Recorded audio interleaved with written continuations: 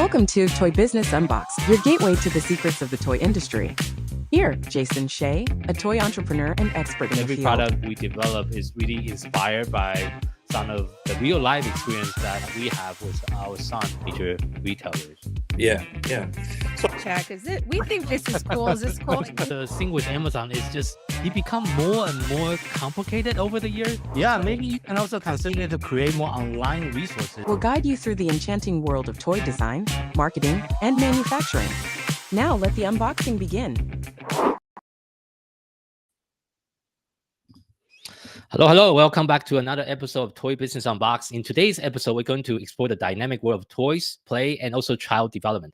In today's episode, we're thrilled to welcome Amanda, the founders of Good Play Guide and also Fundamentally Children, and to get ready to have a fascinating discussion as we discover the secret of unlocking the power of play and also enhancing children's life through a research back practice and processes.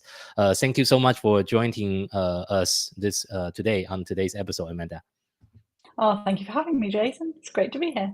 Yeah, so can you first kind of share with our audience like your journey, what lead you here to become and doing all the different amazing things you're currently doing within the toy industry?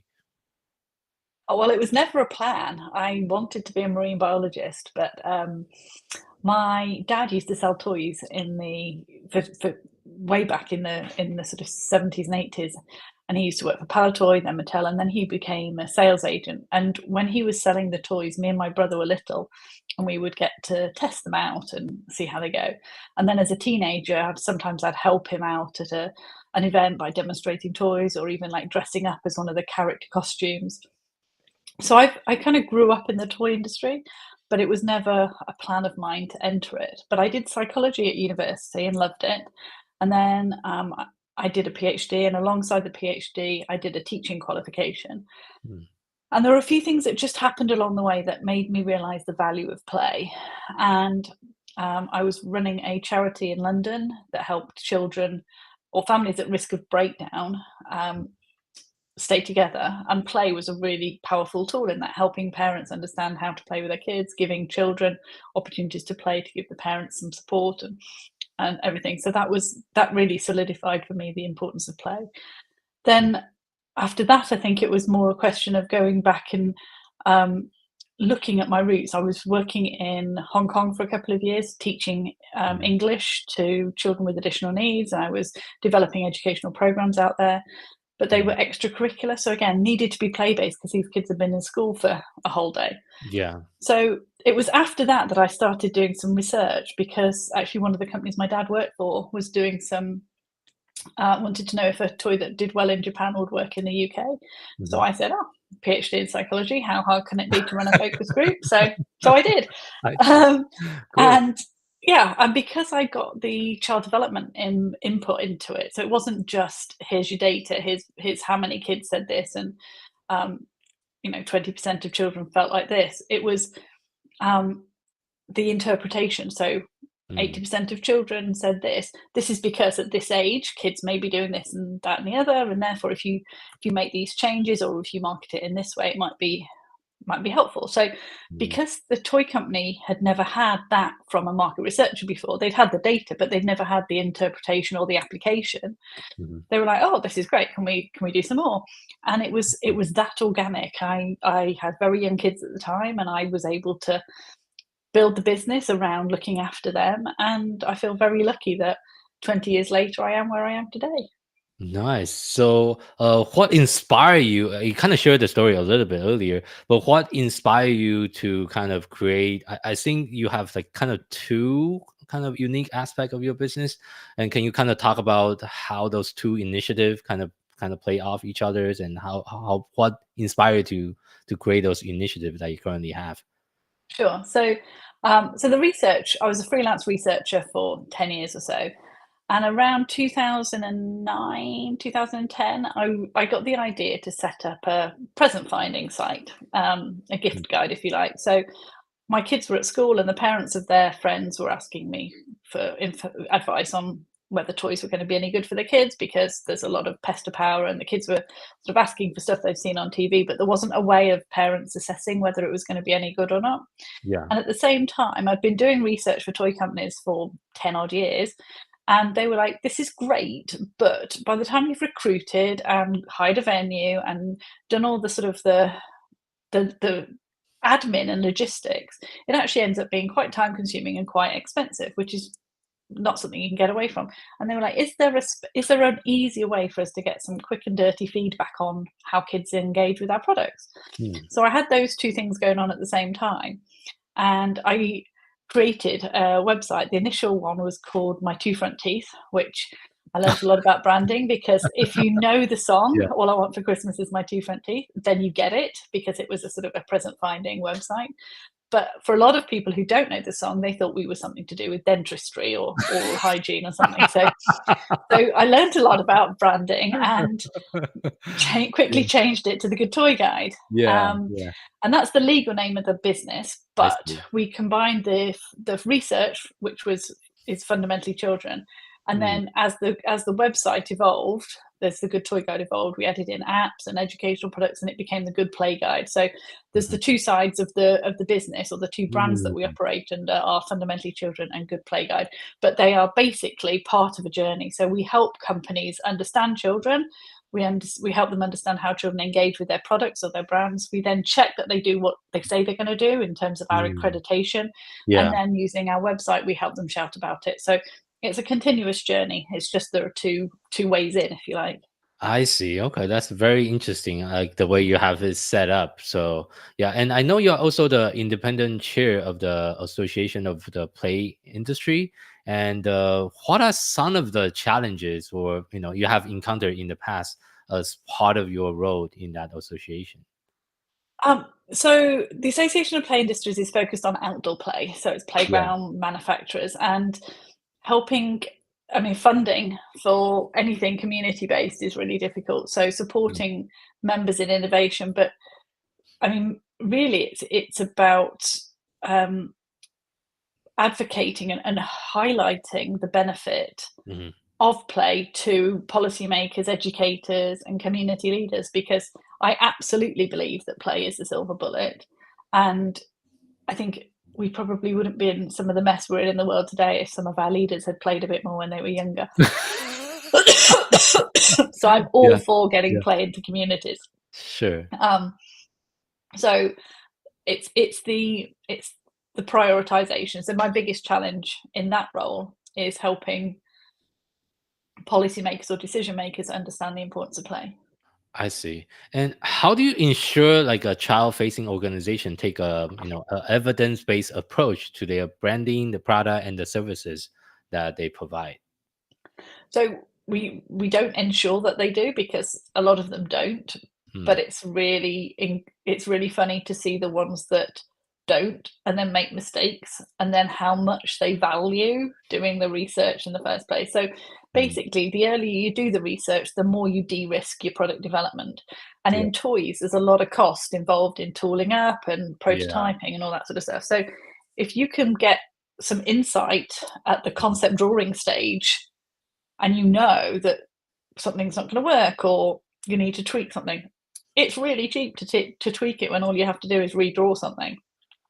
It's not so cheap to fix it when you've got 50,000 of them on a container ship on the way over the ocean. 100%. Yes. Yeah. So it's about de-risking the development process by understanding your audience. We see a lot of, especially licensed products, where there is a license that is really popular and it's enjoyed by, say, 6-year-olds, 6 and 7-year-olds. Yeah. And then the toys come out, and the master toy licensee makes toys that are for 4 and 5-year-olds, and there's a mismatch, or vice versa. Yeah. So understanding your audience and understanding who it is that's watching a program, and therefore who it is that you're making toys for, but also what is it about the program that they're watching that the kids are really relating to. So what sort of toys should you be making? Is it is it a playground craze? Is it an educational sort of play with mother kind of brand? Is it a babysitter brand that just keeps the kids quiet? What is it about the brand that the kids are enjoying? Because that really then does inform your product development. Yeah, and that actually lead right into my question because I know you offer a lot of different, accreditations process. Can you walk the audience through like how does your accreditation process work for the toys and what are the criteria that you use to evaluate them as well? Yeah, of course. So we have our own accreditation, which is Good Play Guide, Hmm. and that is we test toys on multiple occasions. We rate them for fun, ease of use, and skills developed, and you have to get 9 out of a possible 15 in order to be included in the guide and get Okay. the accreditation. It's for the life of the product. It's an accreditation, not a PR award, and it's very we're very supportive of companies that don't make the grade on the first time, and they get to resubmit within 12 months for free. So we Mm, test it with kids and experts, and we get that comprehensive review. yeah. And clients are buying the review, so they can go in at any level. So there's an entry level price, and then there's sort of more in-depth information that you get for the more detailed reviews. But Okay. alongside our own accreditations, we also run accreditation programs for the Toy Association in the States for their STEAM toy accreditation. So Mm. we developed the framework for that. Oh, well. And Hmm. the methodology is very similar because we are passionate about the way that we do the reviews, and we're very, my background's academic psychology, and I have sort of methodology drilled into me at university. So Yeah. I'm very particular that has to be what observing kids playing naturally. It Hmm. has to be multiple children on different days so that you're not vulnerable to a kid just having a bad mood. You've got to have that robustness, you know. Um, Yeah. and if it's natural setting, so it's not, here kids, what do you think of this new toy? It's put the Mhm. toy in a natural environment and watch how they engage with it. Mhm. So all the methodology for the different accreditations is roughly the same, but Mhm. the kind of report that you get at the end differs, and it's a different accreditation program. So we have the STEAM accreditation program for the Toy Association, Mhm. and we're just about to launch. We've just finished developing the framework for a new accreditation for mental, emotional, and social health. Mhm. Yeah. So Yeah. You mentioned that. meshhelps.org Mhm.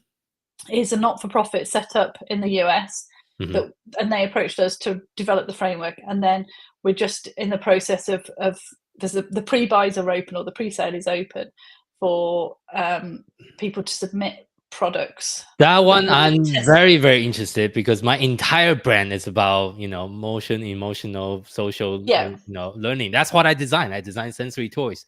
So very good. if you can also talk a little bit about how is that accreditation process different than the other ones that you currently also help design? Okay. So it's different in that it hasn't launched yet. So we're doing that. We're starting over the summer with a view to the first batch of accredited toys being announced in September. Okay. The process is still the same in that we multiple toys observed by multiple on multiple occasions with using multiple kids.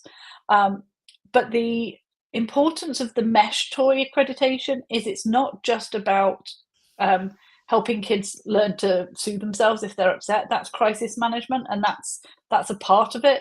But Yeah. actually, the mesh accreditation is looking for toys that build skills that support resilience.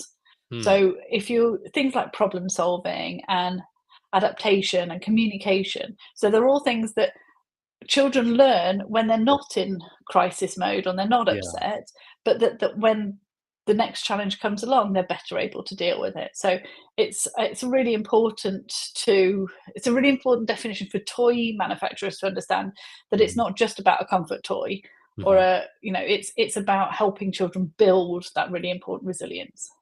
So one of our product, so this is a selfish question. We have a product it is a writable weighted lap pad. So it's a weighted lap pad. You can write on it using a water pen. This is kind of our unique design. It's like the toy that we came up with a few years ago. Is something like that going to be a good match, or a good candidate for the MASH accreditation program? Um, I without watching children play with it, Mhm. it's difficult to say, and I try not to prejudge I any see. of the accreditation. But the idea is that it is intentionally building one of 8 skills. So problem solving, Mhm. perseverance.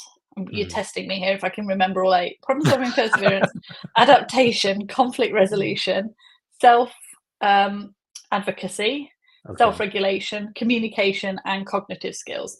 So it has to pass more than one of those things in order to be accredited.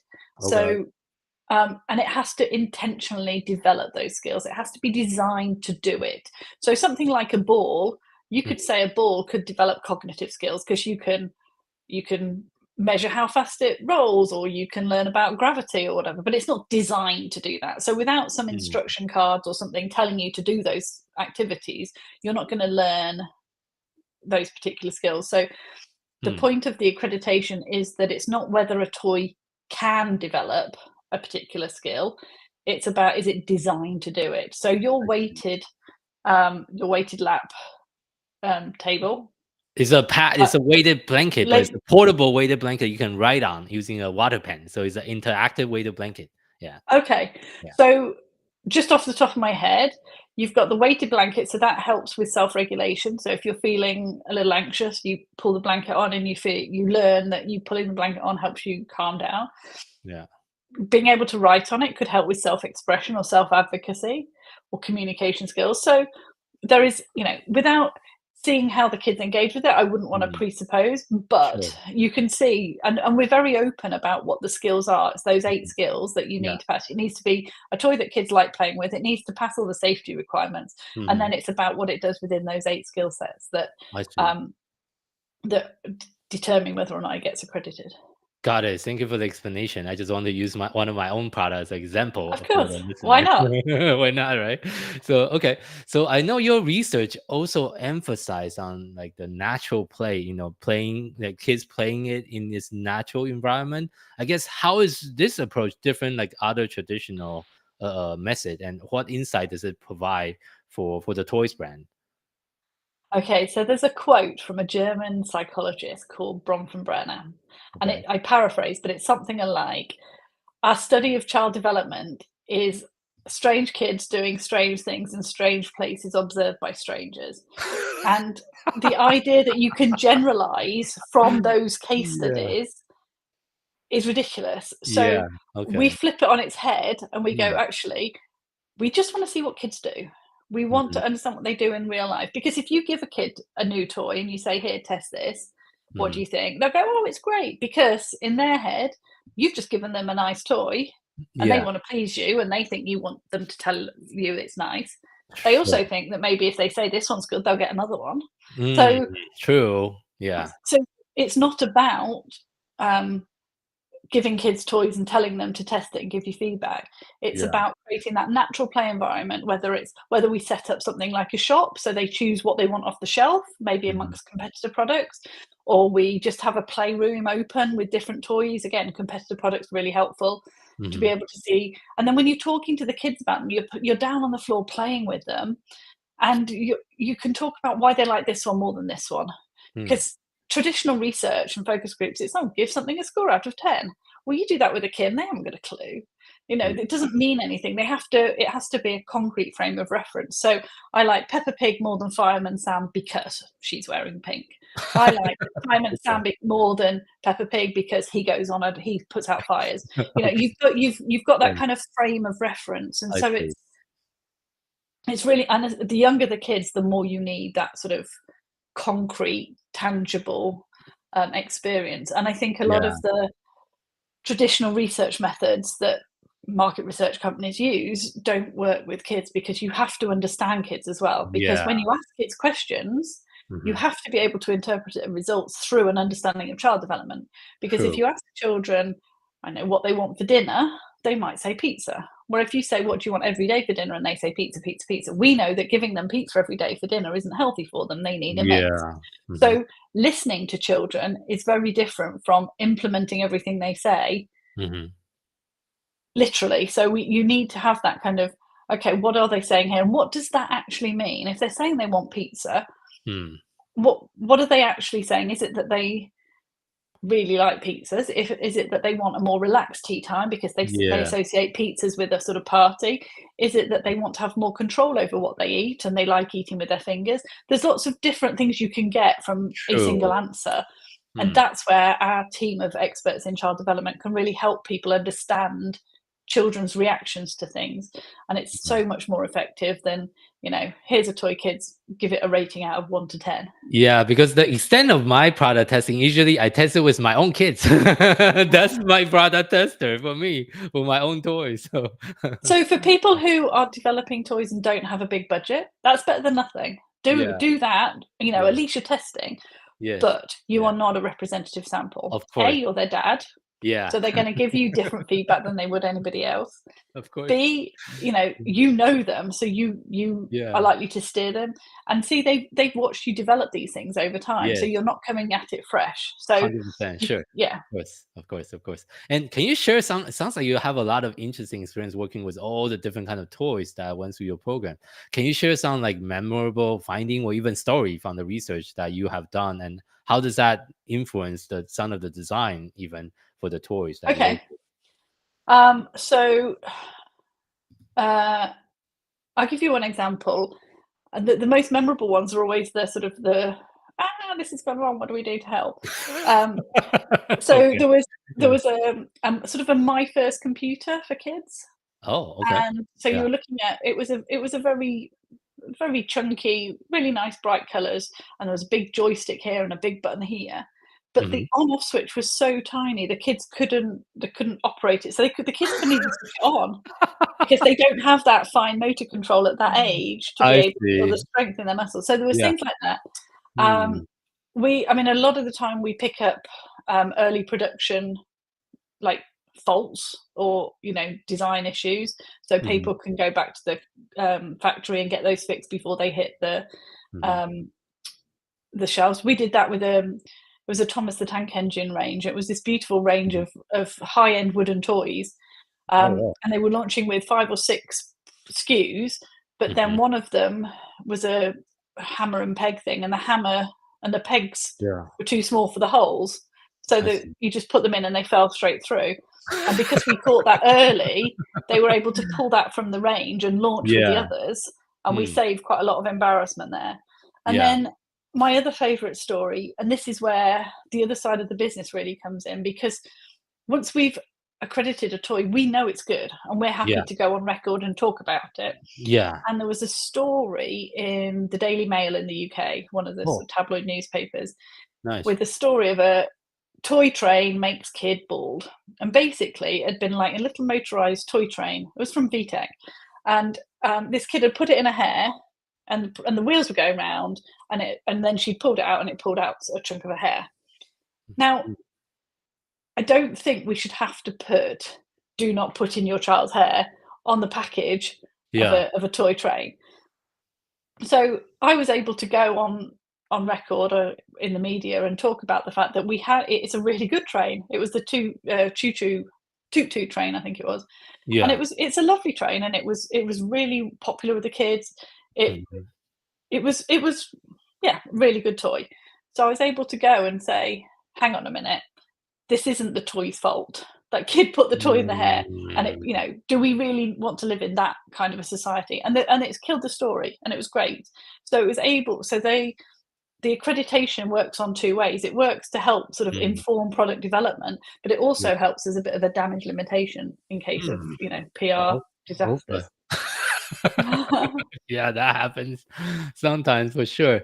And besides accreditation, what kind of like marketing services do you also offer to the brand that if they get accredited?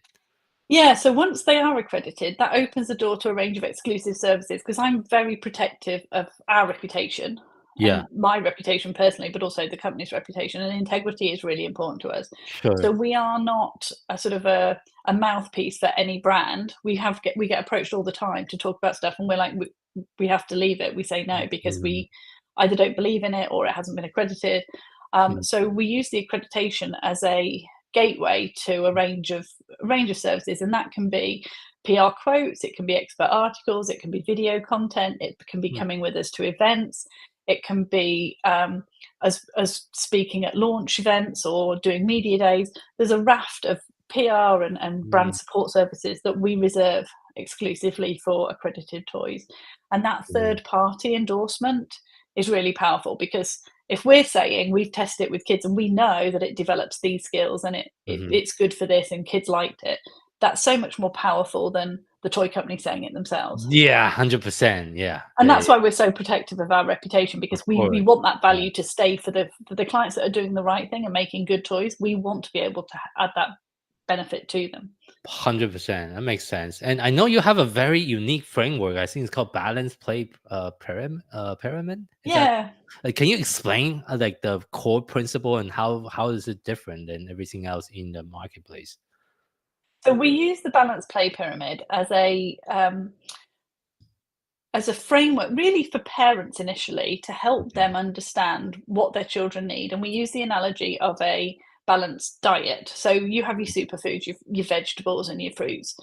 And that's, for me, that is active outdoor, social, imaginative, free, child-led play. So Mhm. when kids are doing that, they are learning so much stuff. They're Yeah. using their energy, they're developing their muscles, physically, cognitively, socially, emotionally, they're getting it all. Mhm. On the other end of the pyramid, the small end, is the sweets and the treats, if you like, which is the solitary, sedentary, passive play. And that's Mm. often screen time. Now, not Okay. all screen time is solitary, sedentary, and passive. There's some really good stuff out there that can be educational, it can be social, it can be, Pokemon Go gets kids up and about and out and about, Sure. in Yeah. the community. So, Mhm. but the solitary, sedentary, passive stuff is, we treat that the way you would treat sugar and chocolate. Mhm. So it's limited. And if you've had lots of the vegetables and the superfoods of the play diet, then a bit of screen time's fine. But you want Mhm. to make sure it's kept in proportion. And there are Mhm. 3 sides to the pyramid. There's the what, which is what it is that they're doing. It's the where they're doing it, and it's the who they're doing it with. Oh, okay. And having that balance, because kids do Yeah. need time to play on their own. They Mhm. get an awful lot of benefit from playing just with their friends, but it's Yeah. also great to play with adults as well. So having that mix, and having the mix of whether you're indoors, outdoors, on the go, Mhm. and playing in all the different environments, and then the what it is they're doing. Is Mhm. it imaginative free play? Is it a board game? Is it computer games? What it is, and within that pyramid, you can plot every product to go, Mhm.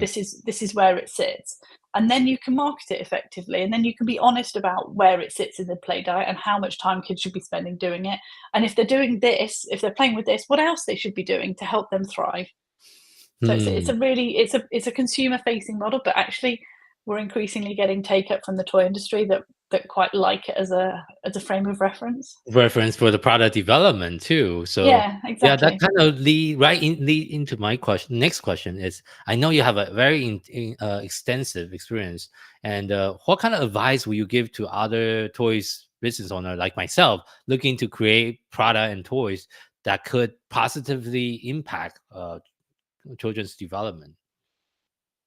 So absolutely do your research and do as much as you can as early as you can. But I would take a bit of pressure off yourselves and just be like, where's the fun in this toy?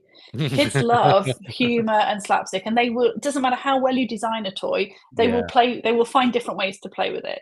So true. almost the more versatile a toy, the Mm, more options you have for kids to make their own fun with it.